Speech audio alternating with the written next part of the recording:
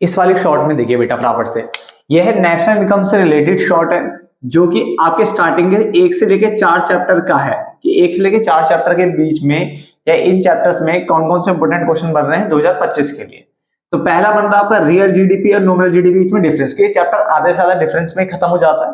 तो रियल और nominal GDP के बीच में डिफरेंस पता होना चाहिए, मगर याद रखना इसमें ना न्यूमेरिकल वे में भी आपको पढ़ना है, क्योंकि इसमें ना न्यूमेरिकली कैलकुलेट करने के लिए आता है क्वेश्चन, तो प्लीज इसको न्यूमेरिकली भी पढ़े, विद फॉर्मूला पढ़े, ठीक है ना। उसके अलावा final goods and intermediate goods का डिफरेंस आपको पता होना चाहिए, मगर इसको जब आप पढ़ो ना बेटा तो सिर्फ डिफरेंस नहीं, प्रॉपर एग्जांपल्स पढ़ने पड़ेंगे साथ में, ठीक है ना, कि इसके ऊपर क्वेश्चन आते हैं कि बताओ ये इंटरमीडिएट गुड्स होगा या फाइनल गुड्स होगा, ऐसा क्वेश्चन आया था, ठीक है ना। तो एग्जांपल्स आपको पढ़ने पड़ेंगे, इसमें न्यूमेरिकल यानी आपको फॉर्मूला एंड ऑल पढ़ना पड़ेगा, ठीक है। स्टॉक फ्लो का, ठीक है, आपको डिफरेंस पता होना चाहिए, और यहाँ पे भी आपको एग्जांपल पता होने चाहिए। ग्रॉस इन्वेस्टमेंट नेट इन्वेस्टमेंट काफी टाइम से पढ़ा हुआ है, क्वेश्चन आने को बैठा हुआ है बट आया नहीं है।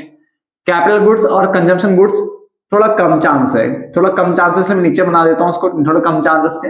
एनएफआई नेट एक्सपोर्ट कुछ टाइम पहले आया था, तो इसको प्लीज एक बार देख लेना, ठीक है, इसके भी चांसेस थोड़े कम है आने के, ठीक है।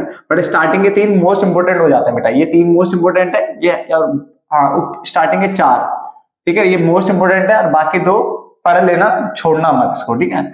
उसके अलावा प्रिकॉशंस आपको पता होनी चाहिए, इनकम एक्सपेंडिचर और वैल्यू एडिशन से रिलेटेड जो है प्रिकॉशंस आपको पता होना चाहिए।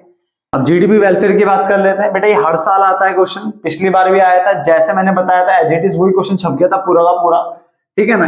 कोशिश करो बेटा इसको पढ़ के जरूर जाओ, ठीक है ना। इस बार थोड़े चांस लग तो थोड़ा कम रहा है आने के, बट फिर भी पढ़ के जरूर जाना है इसको, ठीक है ना। उसके बाद आता है सर्कुलर फ्लो, आपको 2 सेक्टर इकोनॉमी के अंदर पढ़ना है सर्कुलर फ्लो क्या होता है, उसके फेसेस पता होने चाहिए, 3 फेस होते हैं, पता होना चाहिए इसके बारे में।